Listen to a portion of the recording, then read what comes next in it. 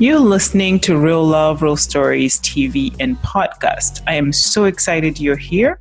My name is Kanu and I'm the host, and I am bringing to you another love story. Enjoy. Thanks for being on Real Love, Real Stories. How about we start by you guys introducing yourselves to the audience? Sure. Okay. I'll start.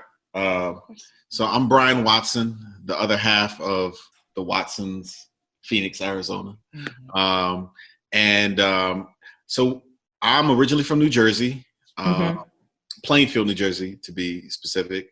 My parents are both immigrants. My mom is from Jamaica. My dad's from Jamaica. So, Okay.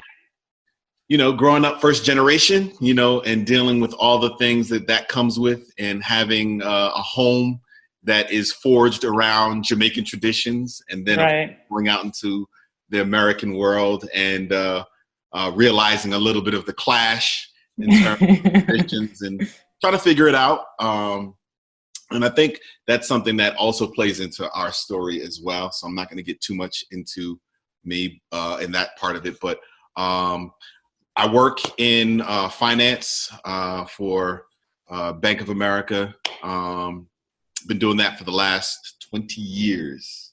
But apart from that, I write poetry, record video. We have a company together, Black River Life Media, which we do a lot of cultural events. So we do a lot of storytelling with regards to what's happening in the Black community.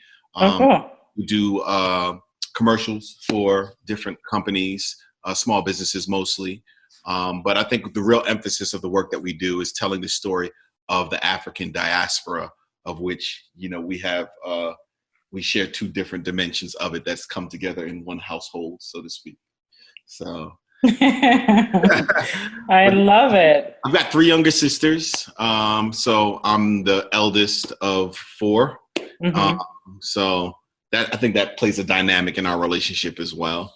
So I think is everybody still in New Jersey, or are they all here in Arizona? They're all over. Yeah, my sister's in North Carolina. I have a sister in DC and one in Jersey, and my mom is in Jersey as well. I'm Colette Watson, and I'm from South Carolina originally, born in a place called Georgetown. It's right on the coast. It's an area people call the Low Country because it's very low, below sea level. Okay. Lots of rivers and shrimp and fush, as they say with the Gullah accent. Fish is what exactly? Fush is what? Fush is fish. Okay. Gullah Geechee is a culture kind of derived from basically folks there who are descended from West African folks that came over and, were part of the enslaved generation, but we survived and held on to our culture, and it's called Gullah Geechee. So that's Creole. Creole. It's basically Creole. I see. That plays into Kiana has a podcast called New Geechee. Exactly. Kiana is from Charleston, and I was born about 30 minutes from there. Okay. 60 minutes. But same, it's part of the Low Country. It's the heart of the Low Country, Charleston. Okay. And so she's Gullah Geechee as well. Yeah, so, that's my, his background is Jamaican, and I think of mine as Gullah Geechee, and in the sense that neither one of us really grew up in a household that, centered kind of the very Western American ideal. We grew up in households that were very pro-Black and very traditional, conservative in a sense, in terms of you got to work hard and do the right thing and structure. Praise the Lord and, get in this house. So we have that in common. And it's funny because it goes even deeper than that. When I visited his family the first few times in Jamaica, when you get to Jamaica, there's a lot that's held over from West African culture too. So his family was serving up okra stew, and I was eating it up, yum yum. I don't eat okra. He doesn't even eat okra, and it's a big staple in Jamaica, and it's a big staple in South Carolina as well. We have a whole okra festival. It's cooked the same way in Jamaica and in South Carolina. Stewed okra. Yeah. There's a lot of different ways it's served. People have it fried as well. But I have not had it stewed many places other than South Carolina and Jamaica. And how we have it in South Carolina a lot of times is it's stewed with tomatoes over white rice. Okay, so let me throw that in the mix. In Zimbabwe, we boil it. See? Okay. I think, Wow. was it boiled in Jamaica? Yeah, it was boiled. The whole slimy and like, Yeah. Yep. Yeah, it's similar to how they do it in Jamaica as well. Yeah. Okay. I don't eat it, but I see it and I'm like, oh, okay, that's interesting. So I scored some points with his family. Yeah, big points. His aunts were looking at me sitting there enjoying my boiled banana and okra, like, okay, we like that. I love it. We need to have like an okra thing. Like we make it 3 different ways or however many ways and like have an okra dinner or something. Yeah. The connections. And that's really why we started our company, Black River Life, to create media like film, video, podcast, storytelling events for people to understand those connections. Because a lot of times, especially in the States, you sort of feel like, first of all, that the U.S. is the center of the world, which is not. Right. And then you kind of feel as a Black person that it's just us on the globe. When honestly, we're all over the globe and we're connected by that stuff.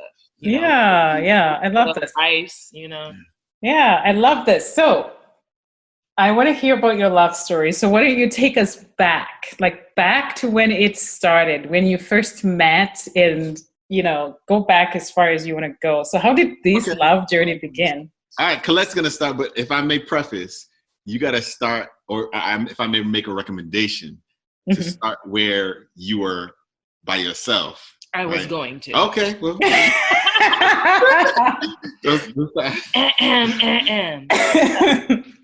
Picture it, New York, 2012. Okay, dun, dun, dun. I'm a single girl living in Harlem, running the streets. No, I'm kidding. When I say running the streets, I mean like I was a boss. I was in charge of the streets. She was selling CDs out her trunk, block after block, singing songs at live events. Okay, more seriously, I was a musician at the time. I was working at an ad agency down on Madison Avenue, which was like a really, big opportunity for me. But I had moved to New York to pursue my career as an independent singer-songwriter. Mm. So even I was doing those 2 careers, ad agency by day, singing by night. And in the course of that, I got booked to do a show by this amazing brother named Walter Jackson Jr. Mm.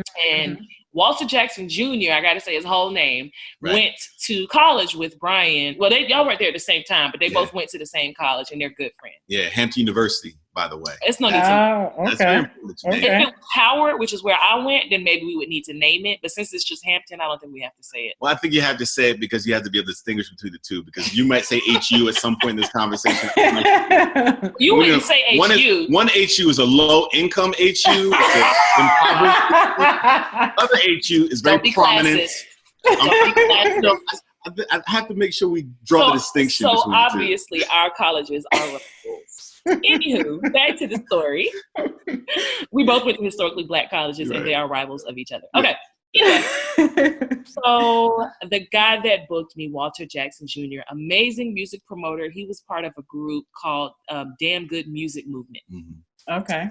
And they were awesome. They brought all kinds of artists to the New Jersey area, from like indie soul type of a genre. So like if you like Eric Roberson, and different kind of soul jazzy artists like him, Maya Azucena, Yazara, who was just coming off world tour with Erykah Badu as one of her background singers, like just these amazing artists, China Black. They actually booked me. Nice. And so I came to do a show, and at that show was one Brian Watson, who was friends with the promoter who put it on. Brian, Walter, and Brian and Walter also. I'm going to stop in a second and let you jump in. So Brian and Walter worked together at Merrill Lynch. Yes, indeed. Yes. And so Brian said to Walter, "Yo, who's that?" No, I'm kidding. Walter to Brian. Walter, I think how it went, and you're going to tell your version. I'm going to tell my version. Well, I think how it went, if I remember what you told me, was that Walter said to you, "Hey, I booked this singer, Colette. I think you should meet her." Now, here's the catch. Brian had a girlfriend, and I had a boyfriend. So there wasn't, any room for anything to kick off, but we did meet, shake hands. Hi, nice to meet you. This is Brian. This is Colette. And I think we noticed each other, Right. I think we enjoyed each other's personas in that moment. So as it were, I got booked a few more times by that same promoter, Damn Good Music Movement. And mysteriously, Brian ended up being at more of my shows, even the shows that weren't booked by that promoter. So the next show that I had that ended up being kind of faithful for us was at a venue in New York called SOB, Sounds of Brazil. Okay. For, indie artists and up-and-coming artists coming through there. It's kind of a proving ground. So I get my first show at SOBs, which was a huge deal for me. Who's in the audience but Brian Watson? He came along with Walter Jackson Jr. So when I got off stage, he asked me to sign his CD. And So I signed his CD and we took a picture together. We still have that picture to this day. And it's so funny because in it, Brian has dreadlocks down like the center of his back. I have a little short, like knee-long pixie cut. And we're both just super young, like, hey! No idea what's going to happen about maybe 4 years later. Yeah. So yeah, we were both attached to people at the time, but we were Facebook friends and Instagram followers of each other, just kind of kept in touch that way. Kind of reached out to each other a little bit over the years. I'm going to skip all of that and get to the good stuff, which is that, I did a big chop. I cut my hair off at a certain point. I got tired of my perm. Okay. Couldn't take it anymore. Took a picture, a selfie, posted it online. And when you first do that big chop, where you cut off that chemical permed hair, for people who might not know what big chop means, it can be depending on who you are, it can be a vulnerable time. So I cut all my hair off and I was like, all right, I'm trying to adjust to this. And Brian commented on my photo, you've never been more beautiful, more of the real you in full view. #au naturel. Oh my God. Look at you, Brian. Who is this guy? And then I remembered, though, at some of the shows where I saw him over the years, he was also a spoken word poet. Okay. And so he even ended up hosting one night where I was singing, just different times over the years. We were really in the same sort of arts scene. Mm-hmm. And so I was like, he really has a way with words and he's using them on me.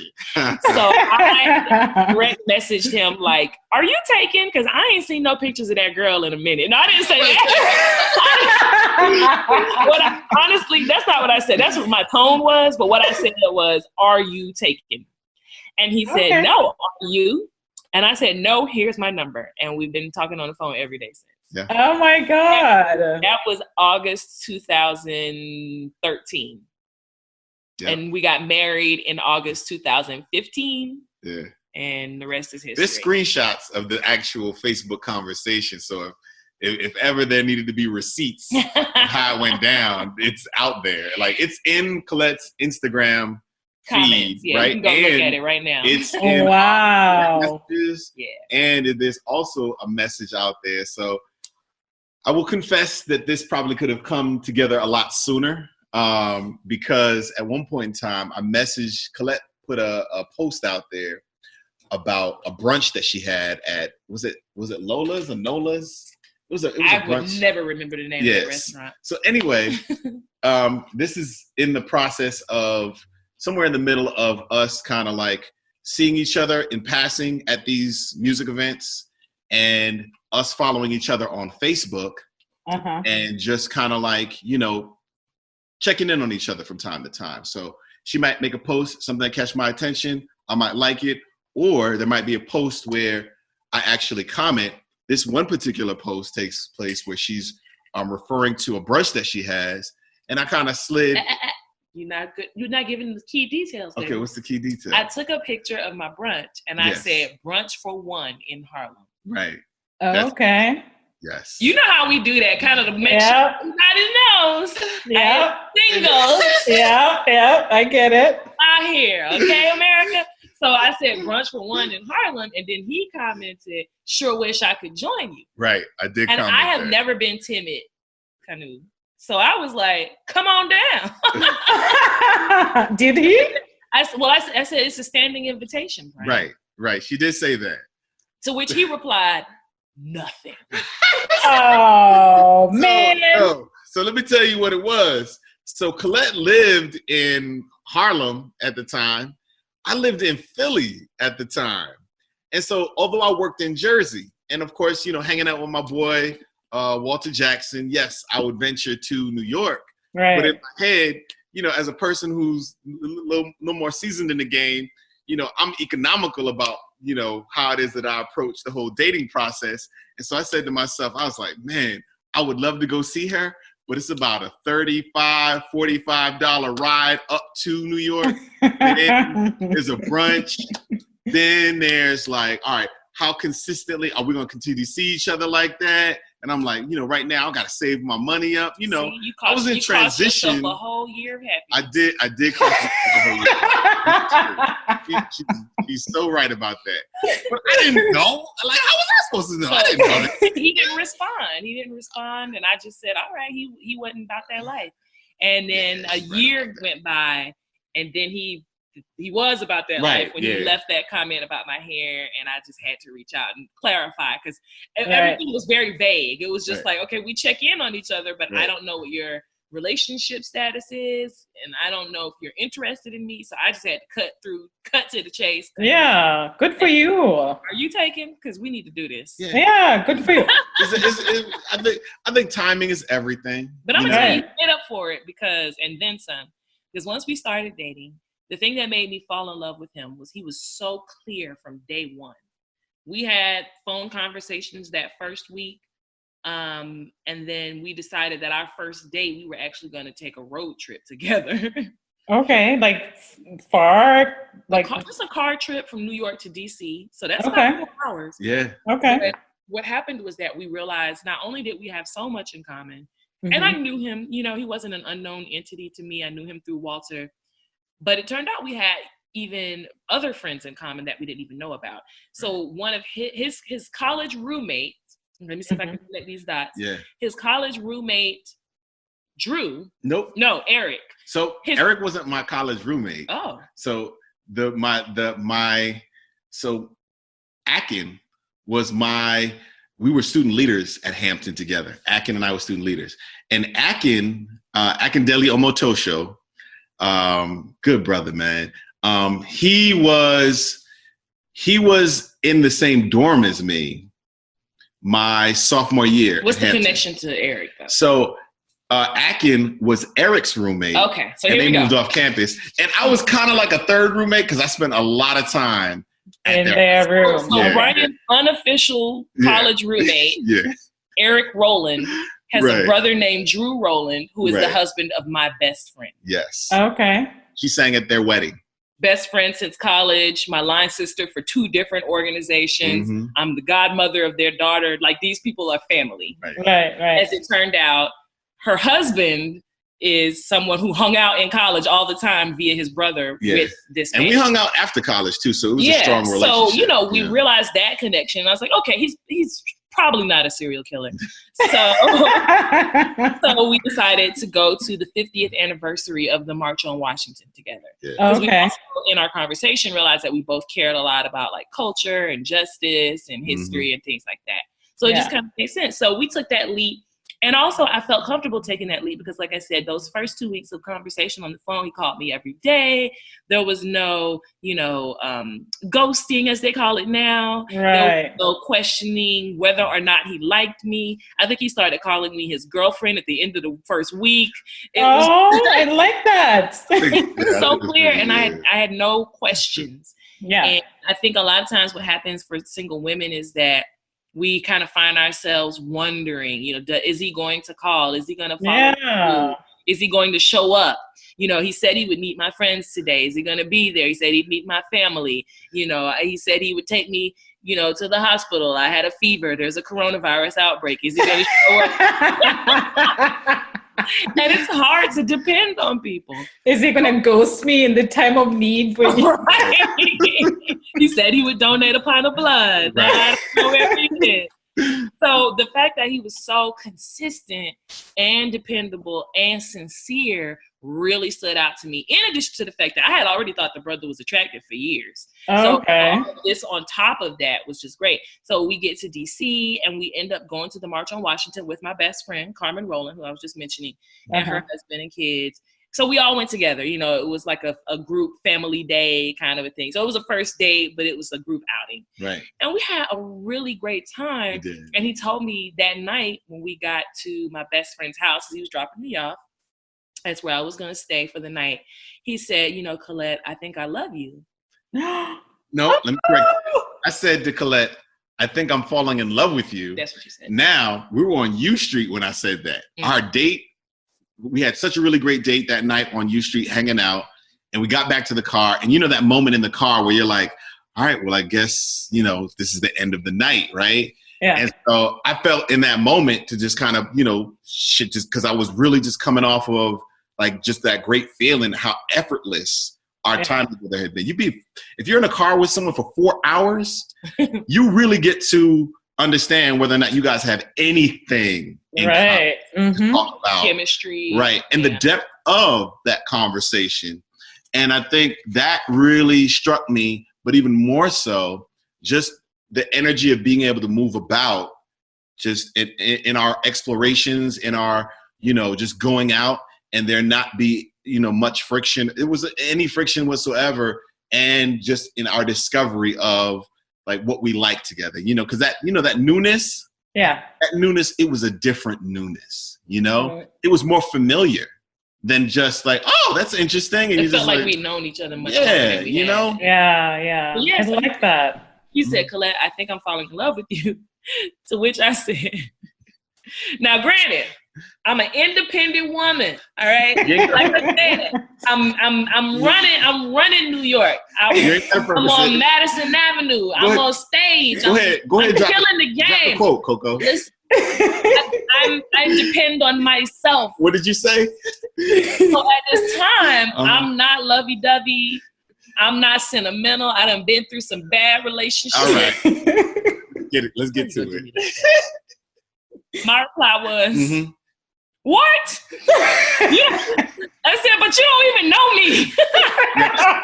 That's exactly what she said. That's exactly what she said.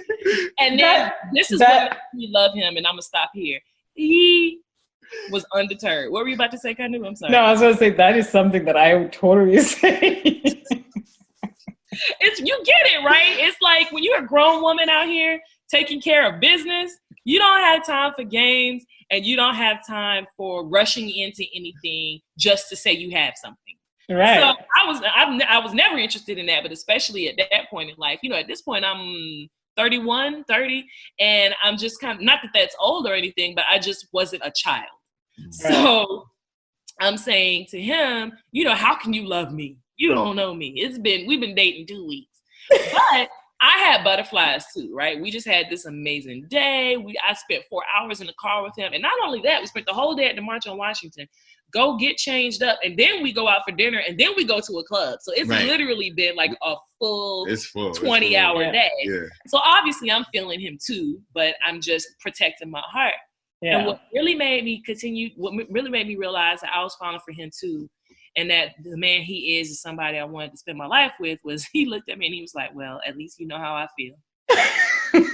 And his ego wasn't bruised. You know, some men, you say that, like, oh, well, you know, I like you anyway, B-word, or something like that. It wasn't even close to that. He just was like, well, I'm being honest with you. Yeah. And you can take that or leave that, but he had no qualms. His ego wasn't in the way. And also, though, he wasn't counting on me saying what he wanted me to say in order for him to not, you know, become violent or just be able to continue to spend time with me. He wanted to spend time with me either way, but he just wanted me to know what he was feeling. He didn't need me to say anything in particular. And that's when I realized you're dealing with a different caliber of man, Coco. Okay? Yeah. Put it together. And so, you know, by that next morning, I had been, you know, thinking on that thing, like my pastor used to say.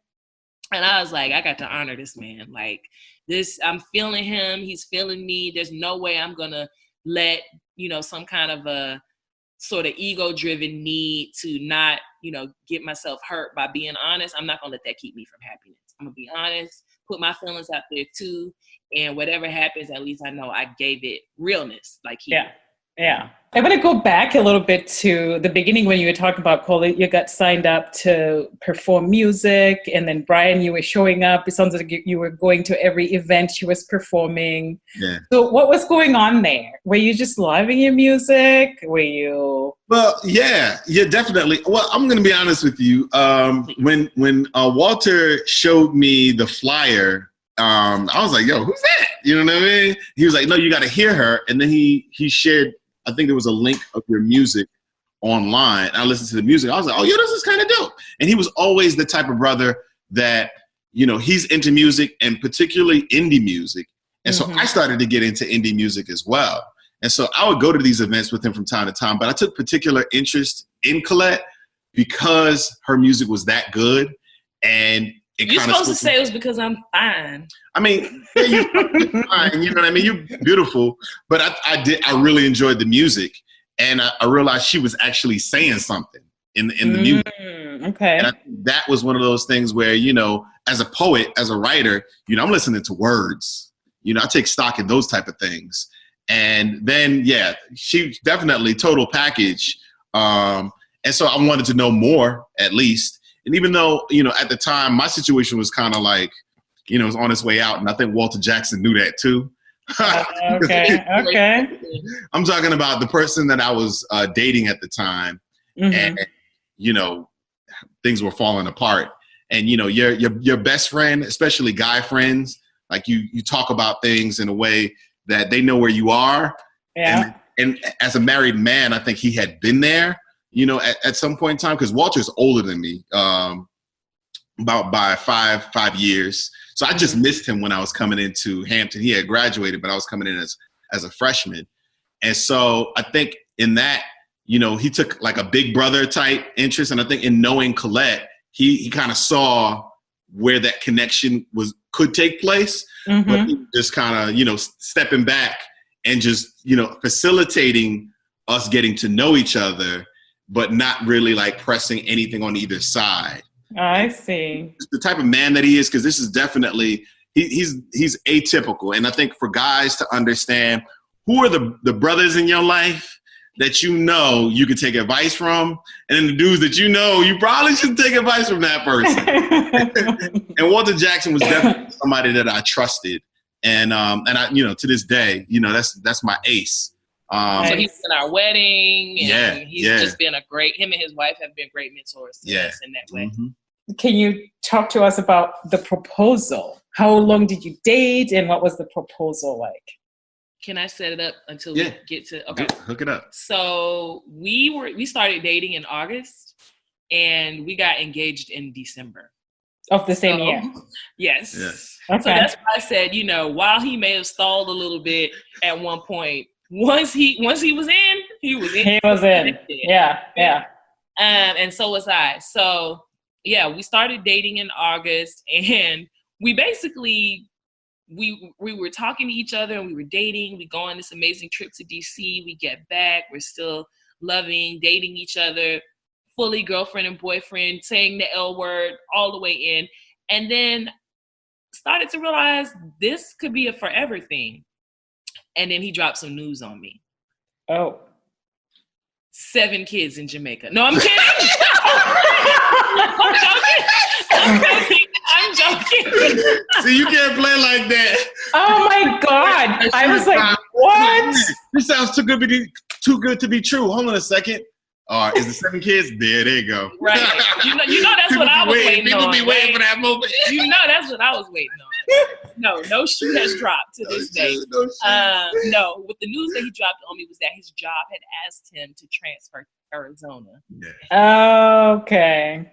He had accepted before we started dating. Yeah. So that was something that was already in progress. So he says to me, I have something I need to tell you. So in my mind, I'm like, here we go. It's about to be some drama. And then he goes, well, my job asked me to move to Arizona. And I said, yes. And I was like, oh, well, that's not a big deal. He was like, consider moving with me. I was like, hell yeah.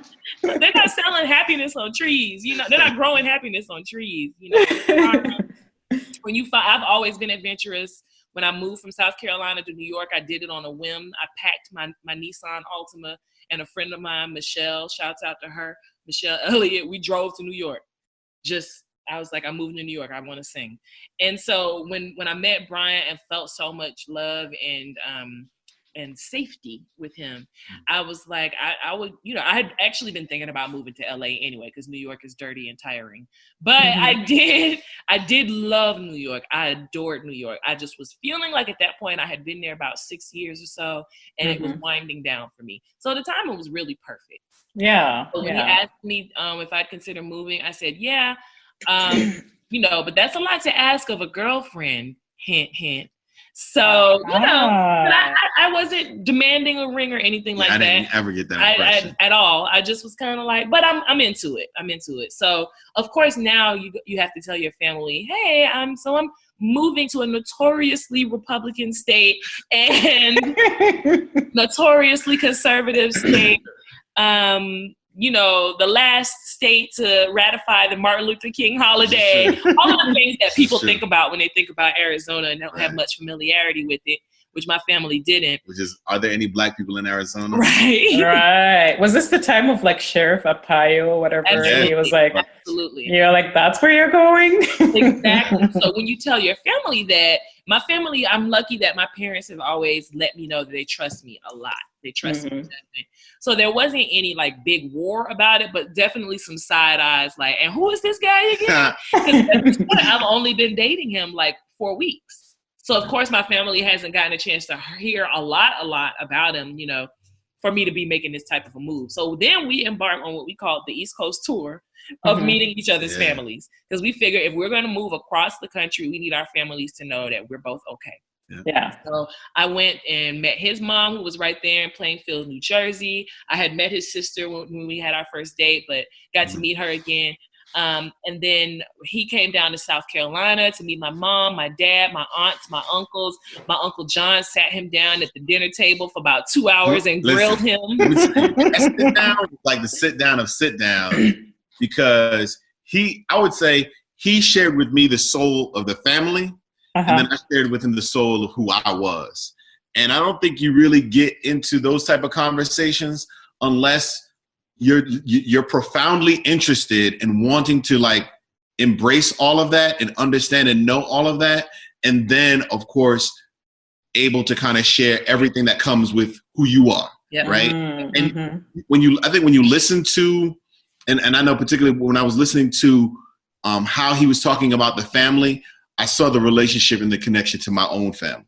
Oh, okay. So it was something that I felt like it was something that I fit into that. You know what I mean? Yeah. It was very intense. Brian's very intense. Yeah. So they were just sitting there like nose to nose at the table for like 2 hours. My dad even was like, that's a lot. But so it was perfect. Yeah. And you know, and so it gave a chance for our family's minds to be put at ease before we made it. But little did I know, it also gave Brian a chance to talk to my parents about permission, if you will, to ask. Oh, okay. Right. And that was the second trip, though. That was the second trip. Right. That was the second trip. And then also my mom did something that she rarely did, which is travel. And she came up to New Jersey to spend Thanksgiving at Brian's mom's house. Right. So we also did Thanksgiving together. So we got a couple, like 3 or 4 different trips in where we got to experience each other's families separately and together. And it was going smoothly. So right around November, he asked me if I would like to go to Jamaica with him for his younger sister's wedding. We started out at the Ryu, right? Fine dining, fine hotel, resort life, right? Colette is thoroughly enjoying this. I mean, the beaches were beautiful. You know, whatever you want, order it. Room service. You know, all of these things. 4-star resort. In Ocho Rios. This is right? Ocho Rios is everything that it should be for a Jamaica trip. Now, mind you, everything that we were doing was leading up to my sister's wedding. And then after the wedding, it was just our time, right? So we spent some time with my aunt in Kingston, a little bit of time there. And then from there, we went from Kingston to Negril. Now, when we went to Negril, It was a different hotel. It was more of a boutique style hotel. Okay, stop right there. So Brian picked this hotel that was called a resort, was described to me as a resort at the time. It was a resort, I guess. You said it was the last resort? Last resort. We pull up. Literally, it's like a gate that you can open with a rope. And it's like this one dude. One guy just standing there like, come on in. And there's like random puddles of water when it wasn't raining.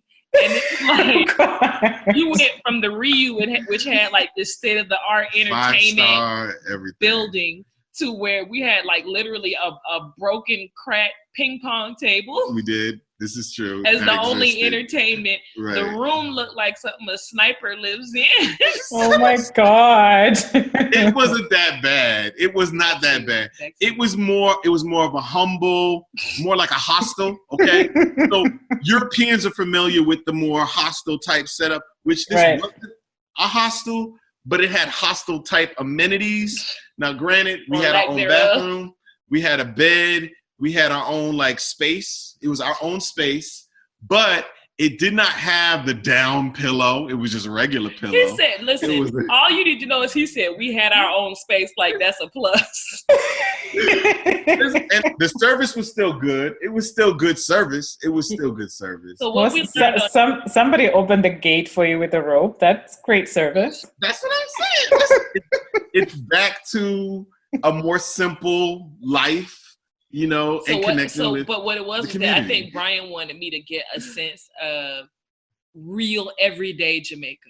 It was. Okay. And we did get to do that because when you're on the big resorts like the Ryu and Sandals and those, you tend to just stay on the resort. It's got everything you could ever want and need. This resort had nothing you wanted or needed.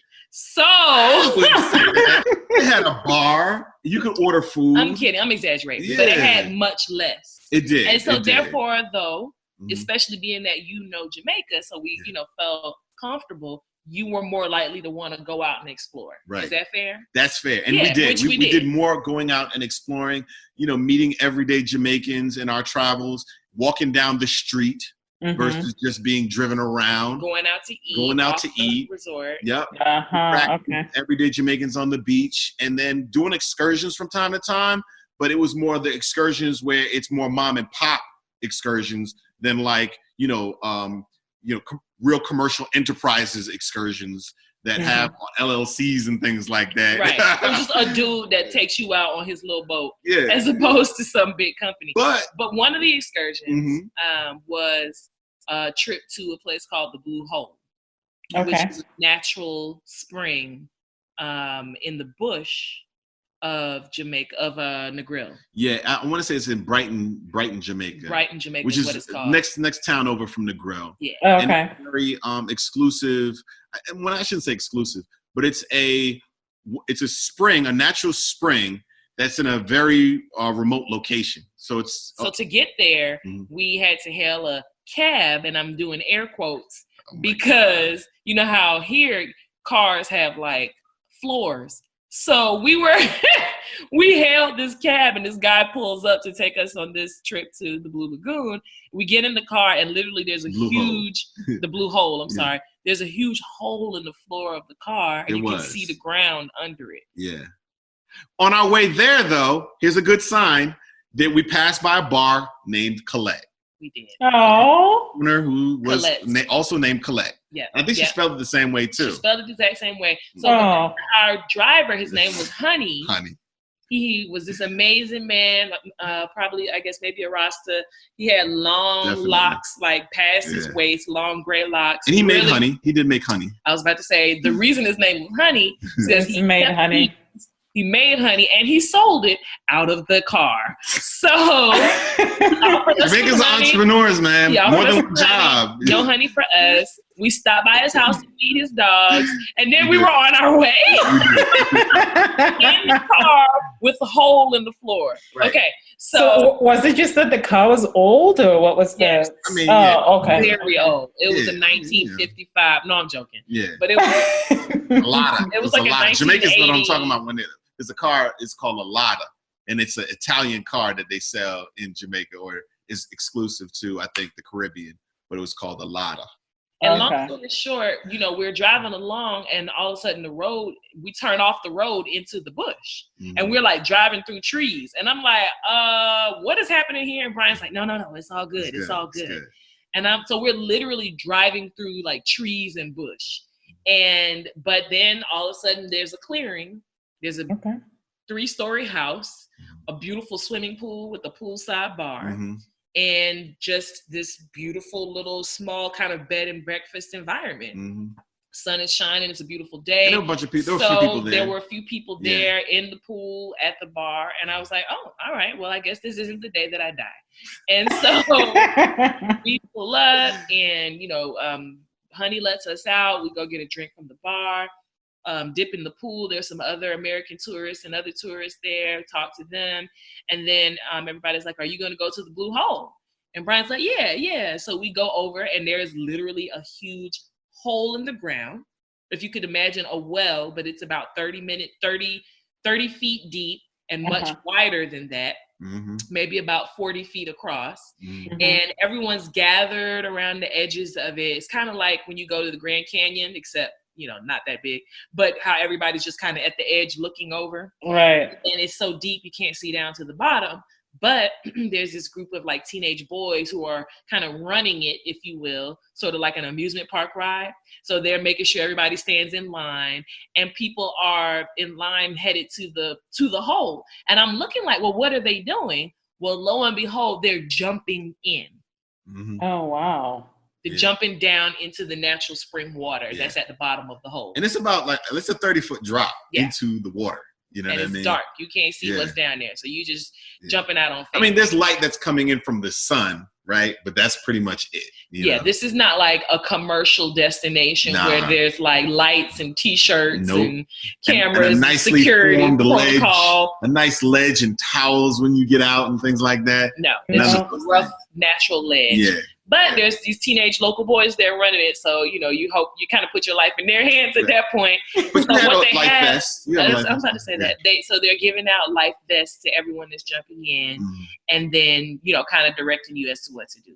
We were in the pool for a little while, and I knew I was going to make my proposal near the well. And so while we were around the well, it's very casual, right? So it's not like a formal line like Six Flags or some type of roller coaster. It's kind of like, you get in there and, if somebody's ready to go, you go right behind that next person.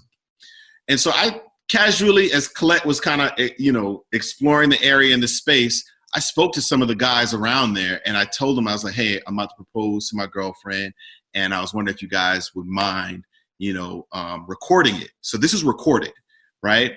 And so as Colette is putting on her vest, her life vest, and I have mine on already, I take out the ring, right? And as her back is turned and she's looking down, probably terrified at what is about to be, a huge leap for her, I ask her to take a leap of faith and love with me in this journey of life together. And I asked her, will she marry me? Oh, and that's so sweet. This is as she's turning around, she's looking at me and she's like, totally blown away.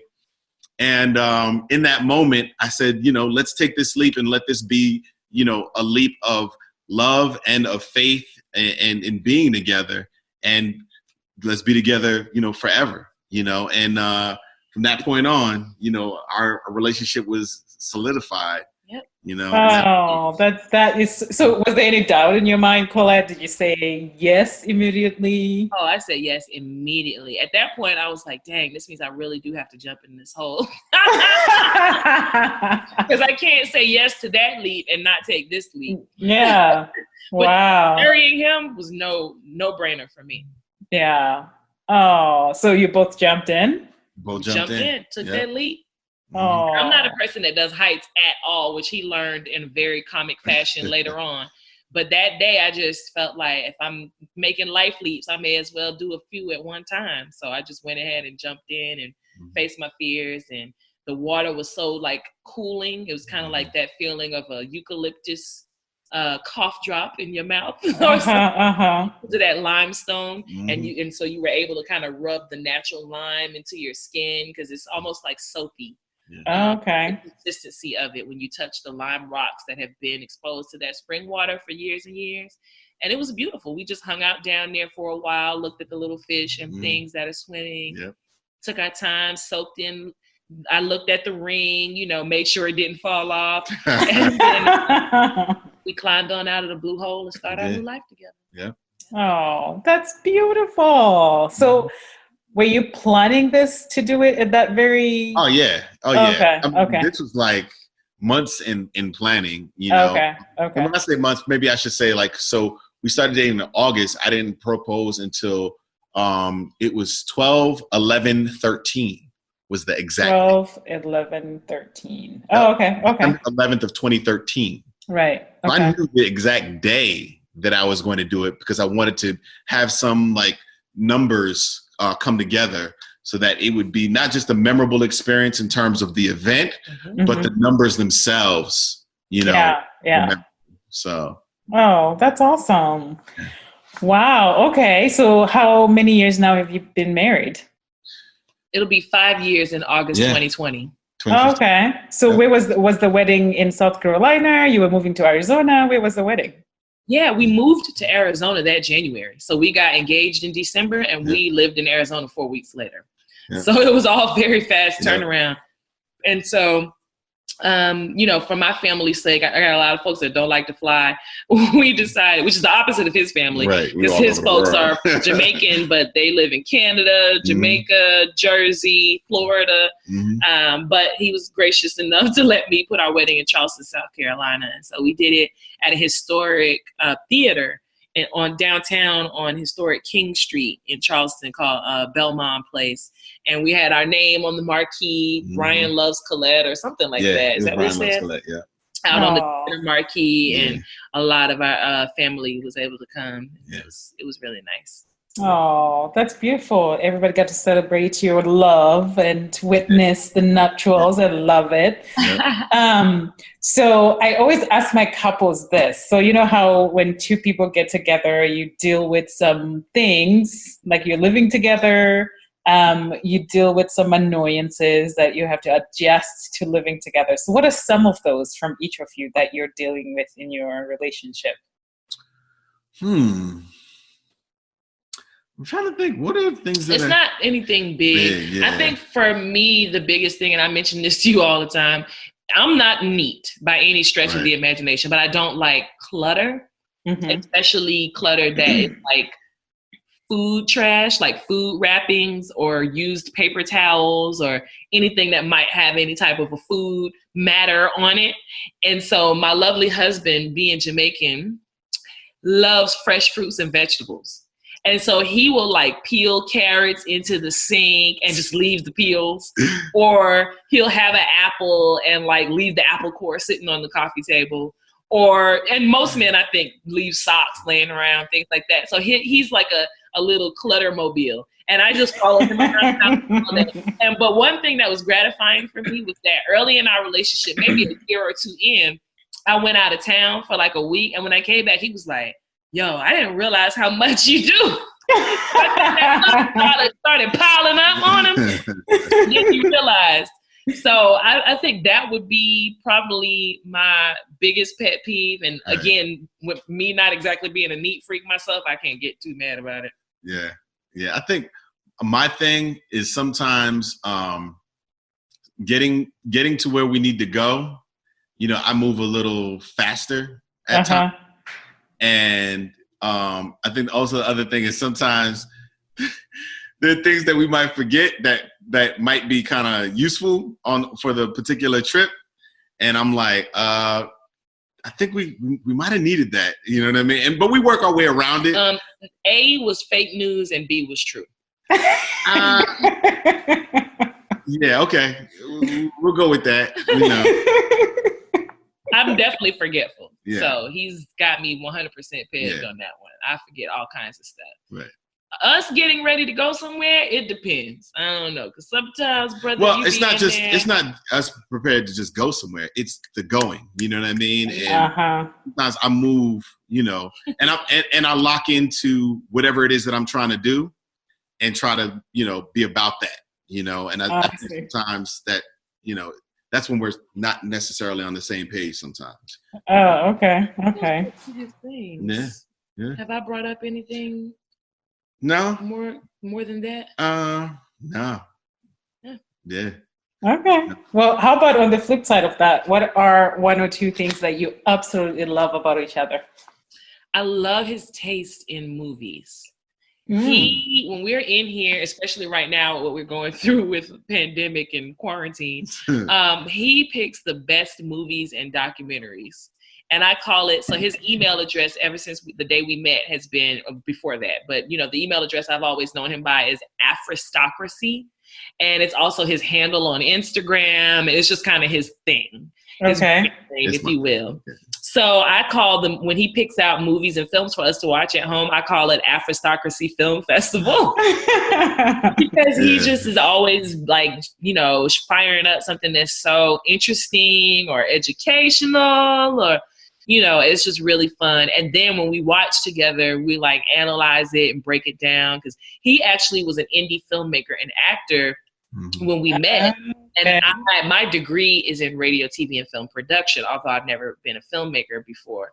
And so, we really get into it, though, talking about how they shot it, what the script was doing, analyzing. We probably would be really annoying to most people, but we really enjoy it. So I love, just experiencing art with him and his taste in art.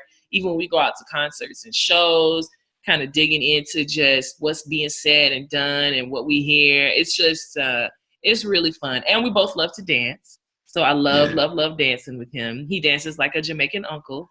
What does the Jamaican uncle dance like?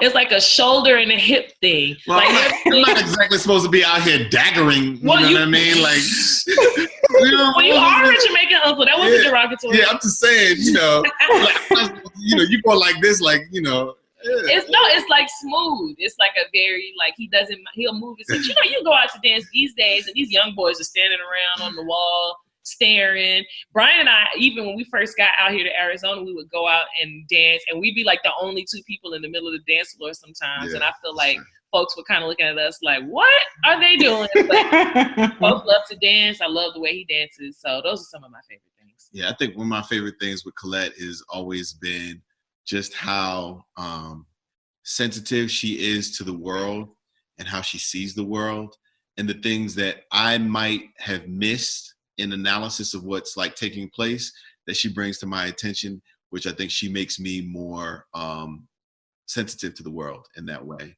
And then also how it is that she expresses herself as a creative, and how she's able to apply that in a variety of different mediums. So yes, she sings, yes, she writes, and yes, she's very adept at looking at video and being able to tell a story using video.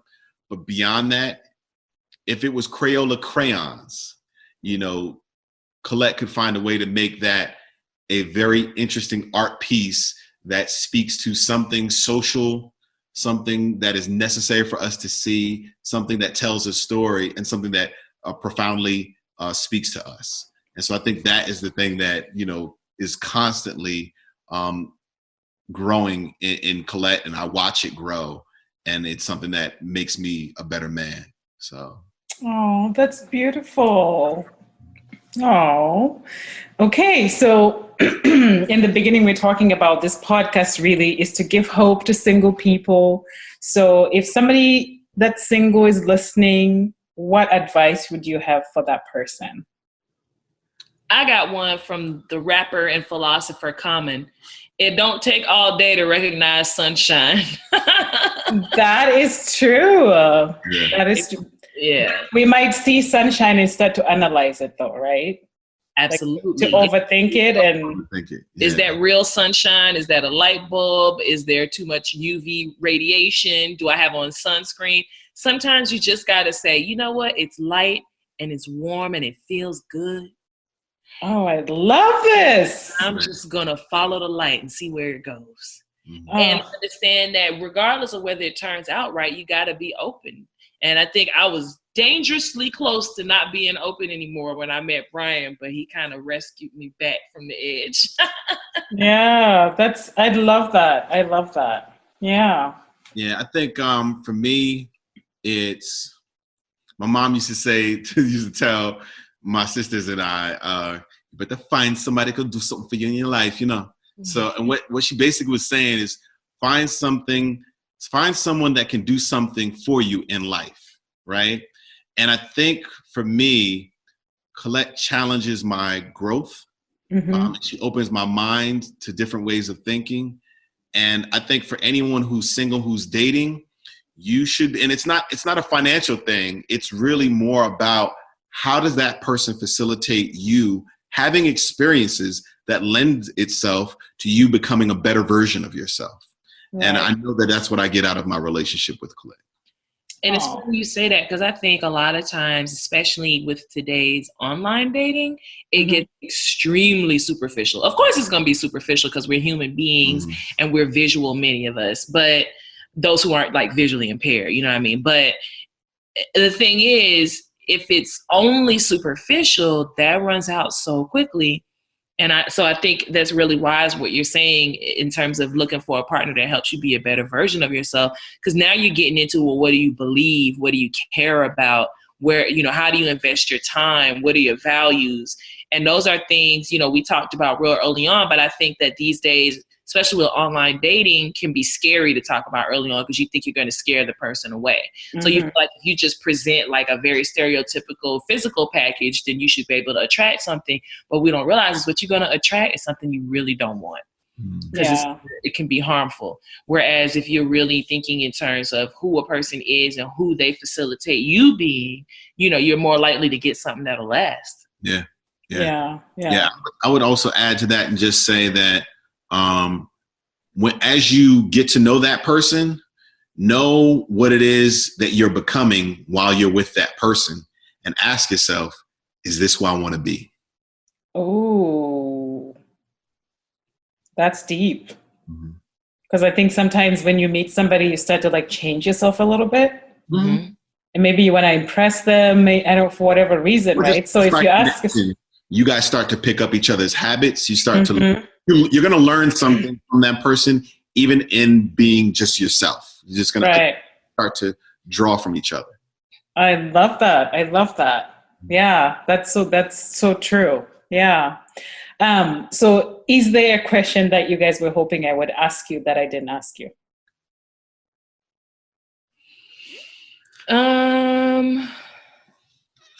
I don't know if there was a question I was hoping you'd ask me. There's something I want to share, though. Okay. I had a good girlfriend that said to me when I was dating someone before Brian, a couple of years before Brian, the last kind of like longer relationship I had before Brian, she said to me, you know, why do you keep dating these plumbers? Now, let me stop right there and say, there's nothing wrong with being a plumber. They actually probably make a lot more money than I do. It's a skill. There's a union. If it's about money, you know, there's nothing wrong with that. But her point was, why do you keep dating people that don't have like similar goals and outlook on life to you? And in that case, you know, why are you dating somebody who actually, you know, doesn't even really value you? And she stopped me dead in my tracks when she asked me that, because I said to myself, why am I?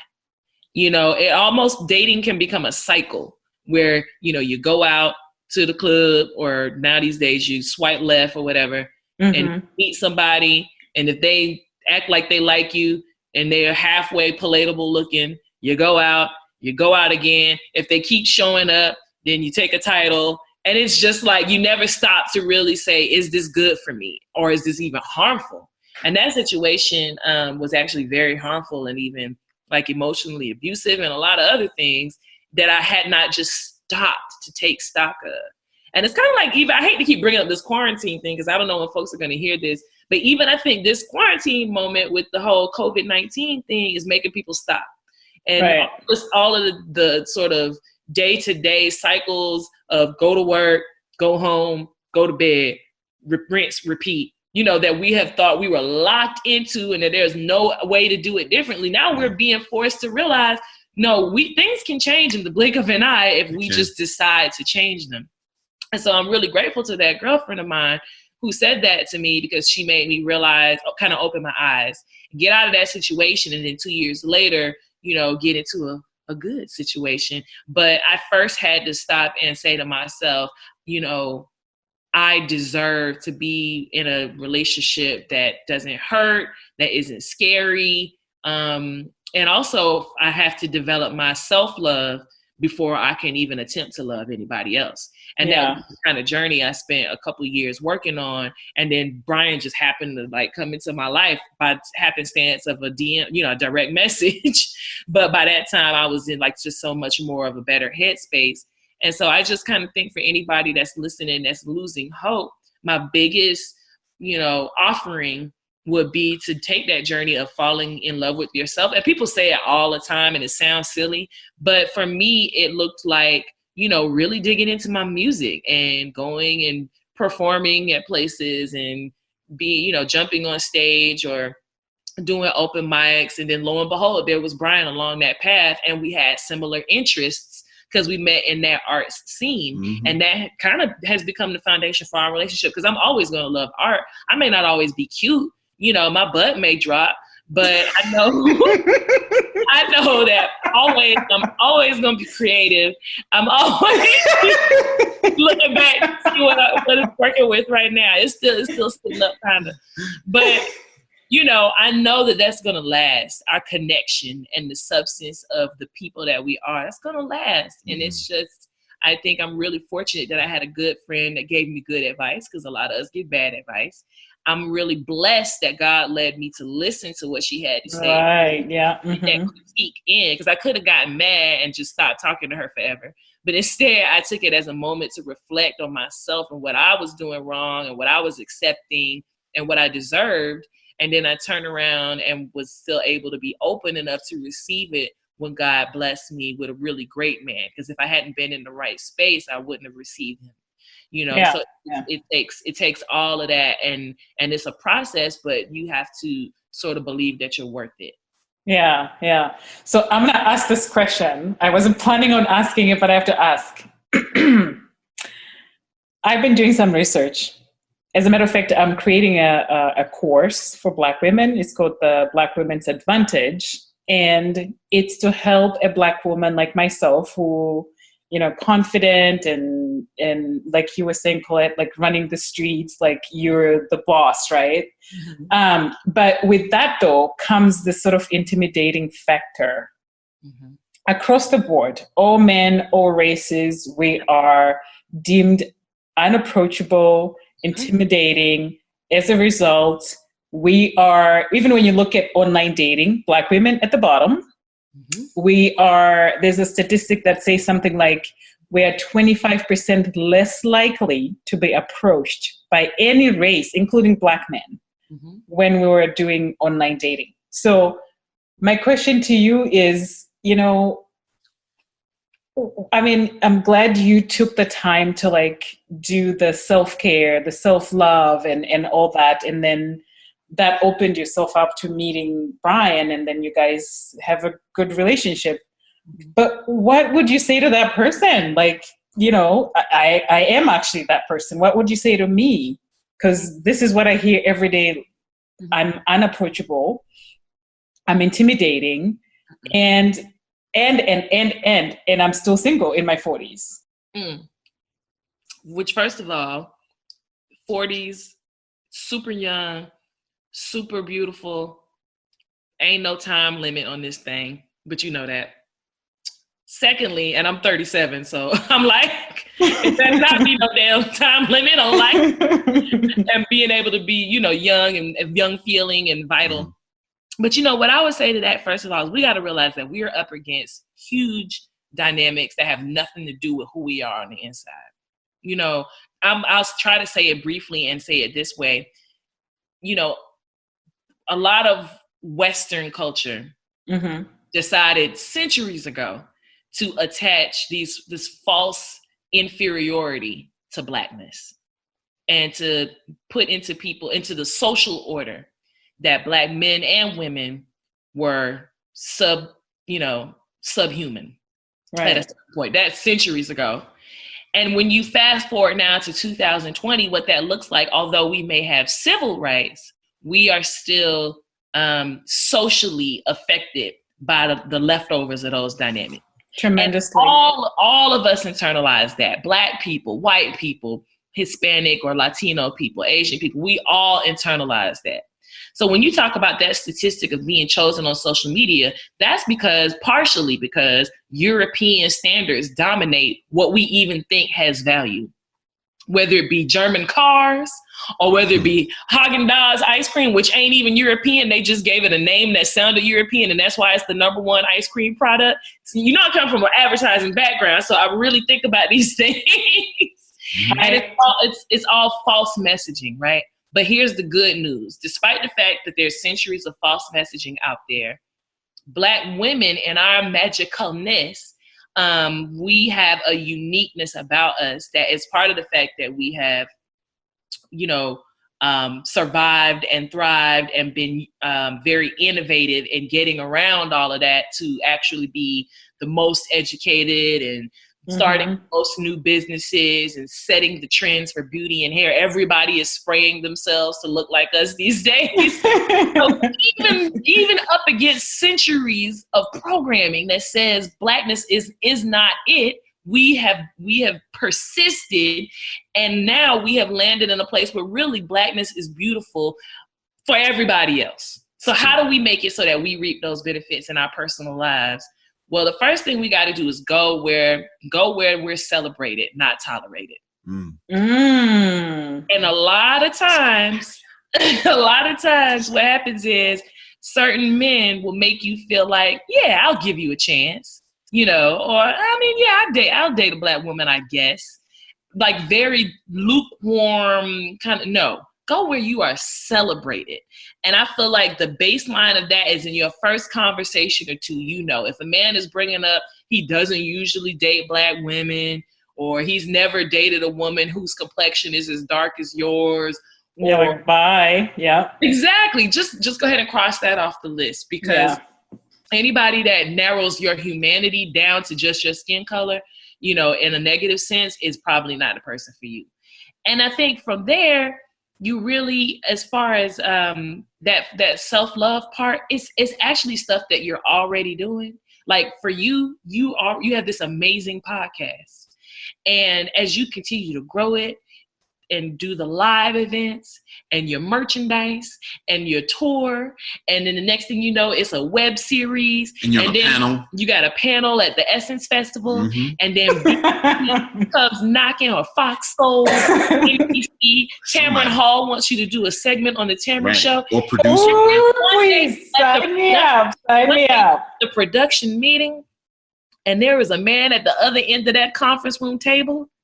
And he's like, yo, she is a boss. Right. How How can I get with her? And he steps to you thinking there's no way that she could even be single. And then you happen to mention, I'm actually single and fabulous. And his mind is blown because he sees the treasure that you are. And that guy is out there, and he's not everywhere because women like you ain't everywhere. See?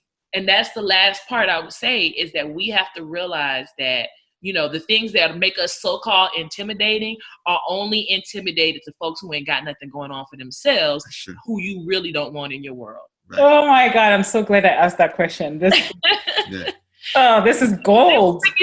They would bring you down. They would, in terms of the trajectory you want to be on, they're on a different one. I won't even say down, but anybody who's intimidated by you, they're not going to the places you're going anyway. You can't do extraordinary things with a partner who's an ordinary thinker. And so when you keep going on the path that you're on, keep putting time into the things that make you feel good, that the goals that you have, the visions and dreams that you have, I guarantee there is a person on that path who is on a similar trajectory or a complementary trajectory to yours, and y'all are going to be able to build together, and it's going to be obvious when you run into each other. It's going to be undeniable. Oh my God. Mic drop.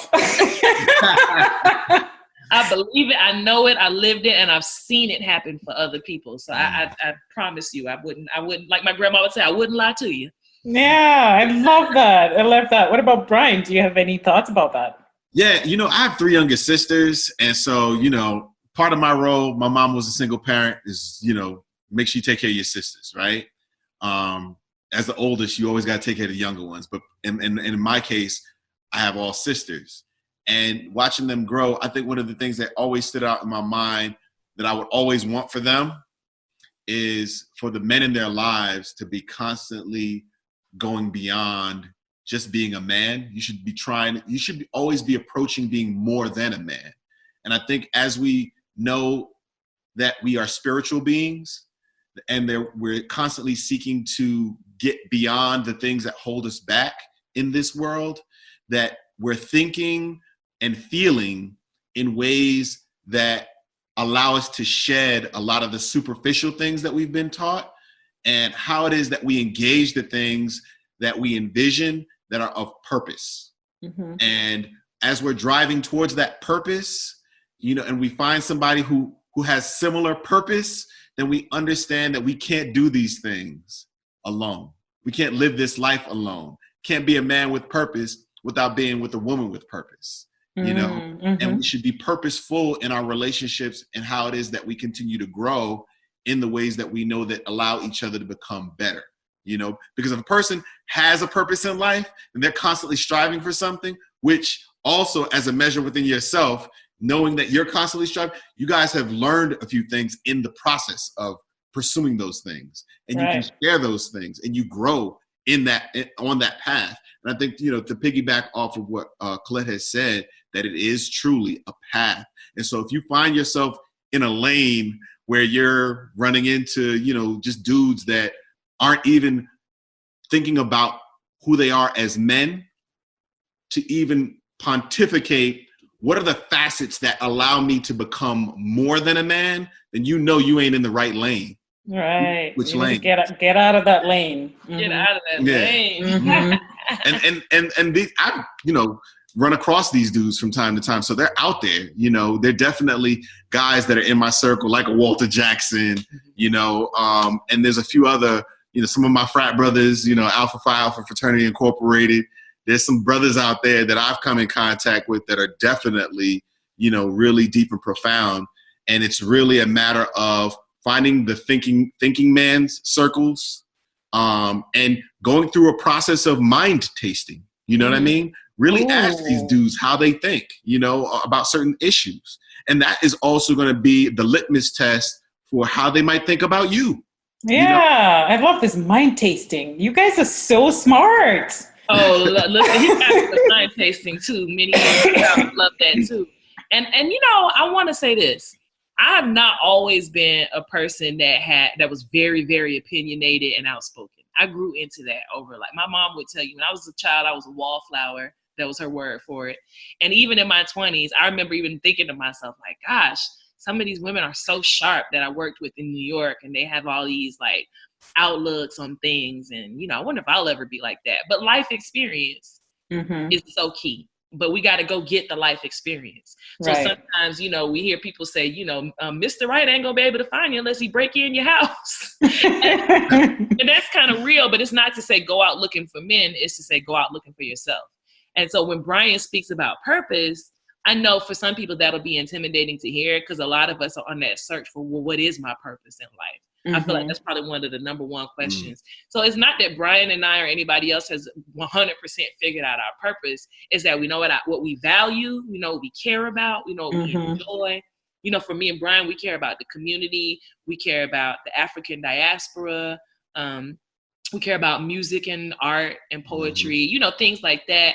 And so we, in pursuing those things, found our purpose being telling the stories of the Black community using music and art. And it became our purpose, and we figured it out. But it takes time. It does. And you got to go out and find it. And so don't let anybody make you feel like, because you don't have everything figured out, which is a big thing with men. They think they have to have everything figured out financially, especially, before they can go and be a good partner. And that's really, I think, a sad byproduct of kind of capitalism, but that's another day's conversation. I would say that the point is that it doesn't mean you don't have to be 100% put together to be in a relationship. You just have to be willing to put something beautiful together. Love this. Comes down to, and I think, but when Brian talks about having that purpose, it's something that when you're either know what your purpose is or you build it towards just knowing what you care about so you can get there, it guides your day-to-day activities. It shapes your habits. You know, you're not going to stay in the basement playing video games all day long if you know that you have a podcast idea that you're working on every day. You may play video games for a little while, but you'll get back on it. Yeah. Yeah. And you're going to be learning about, you know, audio equipment and editing and be able to have a conversation about that as opposed to just getting on the phone like what you did texting what you're doing and not having anything else to say. Right. You'll have things to talk about. You'll have stuff that lights your fire and you'll show that purpose that he's talking about and be like, you know, himself and men like himself that attracted me. I love that. Yeah. Yeah. So that's one thing I'm super grateful for because, you know, this podcast, for example, started as a passion of mine. And I was really using it to feel that frustration of like, you know, what is wrong with me? Why am I losing hope about love? And, you know, and one of the things I always talk about is I would sit in a coffee shop and I would see couples walk in. This is when I lived in Oregon. Couples walk in and some of them you're like, how did those two meet? They look like they don't quite belong, but they are in love. What am I doing wrong? So that's when I just started, you know what? I need to ask them a question. How did you guys meet? Like just how we started, right? Yeah. And so it started off as a passion. And now I can honestly say it's a purpose because now I'm finding purpose in helping other people. Yeah. And also it's actually, I talk about my 3 Ps, passion, purpose, and now it's my profession. This is what I'm, you know, trying to manifest as my full-time job, you know, and make money from doing what I'm doing, which I didn't even know that you could make money doing what I'm doing. Yeah. And so, you know, you talk about when you're, you know, I'm in this lane and I love being in this lane. It makes me smile. I can sway off and do something, but I always come back to right here. Yeah. And that's so where you're supposed to be. Go where the joy is. Yeah. No, I'm super grateful. So you guys, it's been so fun talking to you guys.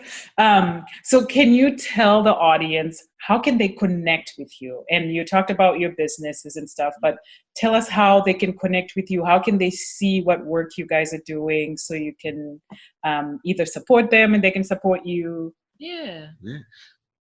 Well, our business together is called Black River Life. Right. And they can find it at blackriver.life. So instead of .com, it's .life. Yep. And there you'll see videos that we've put together. You'll also see a calendar of events that we have coming up, which are usually in the Phoenix, Arizona area, but we are definitely branching out this year if coronavirus ever ends. Right. And then the coronavirus Armageddon. You'll see more events from us. And we have completed a film called Steam City with Dr. T. Which is on that website, and we're in process working on a documentary about the Black history of Phoenix, Arizona, called Desert Roots. That's right. And I have a podcast that we produce together that I host with my friend Ebony called Venus Clapback.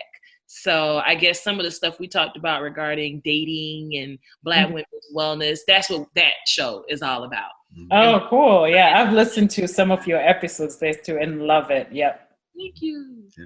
Yeah. And I think another thing that's important to note with Black River Life is it also speaks to our connection because when it comes to talking about the African diaspora, what are those things that are closest in common for us to be able to connect to? And I think for Colette and I, that Gullah Geechee, Jamaican tie-in and that Creole that is very similar between the two cultures. There's also a Black River in the Low Country area in South Carolina, and then there's a Black River in Jamaica, which is where my dad is from. Oh, okay. So that's where the name came from. And the goal for Black River Life is to bring the streams of the diaspora together into one place, one river, you know, because we're kind of scattered, right? But when you bring us together, man, there's some amazing things that we find out about each other that is so empowering. And I think it fills us with what the direction that we might have and the vision that we could have in building a world together that is not fictional, right? But real. It's not Wakanda is great and put on your dashiki and going to see the it's fantastic. But there is an in-depth investigation that once we go on that journey of investigating and closing that gap, that we become a part of something really bigger than we've ever fathomed. And I think while we've been telling these stories, we've come to that conclusion. And every time we uncover something deep and special and unique while we're telling these stories. And I think it's important for everybody to get on that journey. Yeah. And so you can find those stories on Instagram at Black River Life. Same thing on Twitter and Facebook at Black River Life. Oh, perfect. So I'll put that in the show notes as well, and people can connect with you guys, follow you, and all that good stuff. Awesome. So thank you guys so much. This was so fun. I wish we could continue talking. There's so much we could cover, but thank you for being a part of Real Love, Real Stories and sharing your knowledge, your love story. Loved it. Thank you. Thank you. It's an honor. Really appreciate you inviting us. From the day I met you, I was like, oh my gosh, she's amazing. And when you invited us, I was so happy because we've never done a podcast together before. Other than our own. Right. Yeah, so this was really it was nice to hear what he thinks about me. I love that. Thank you so much for listening, and all the way to the end. I am genuinely so grateful. So now you can continue to show your support in a few different ways. The first one is, if you can think of someone who might benefit from this episode, please send it to them. And the second thing is, we all are on social media, Facebook, Instagram, and the like. So please share this episode. And I love it when people tag me to their post. And 3, head over to iTunes. You can leave a review and you can rate this episode. All your feedback is very helpful, and it helps this podcast get visible so others can listen to all these great stories. Thank you so much. Till next time.